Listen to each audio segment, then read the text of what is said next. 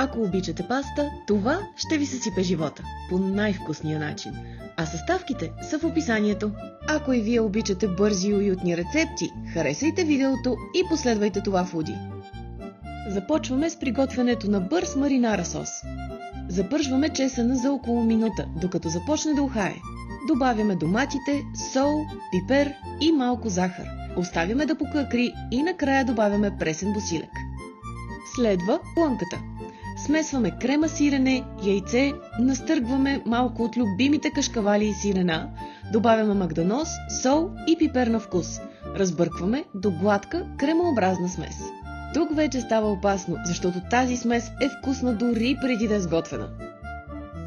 Слагаме малко сос на дъното на тава за печене. Пълним канелоните и да, пълним обилно, не се пестим.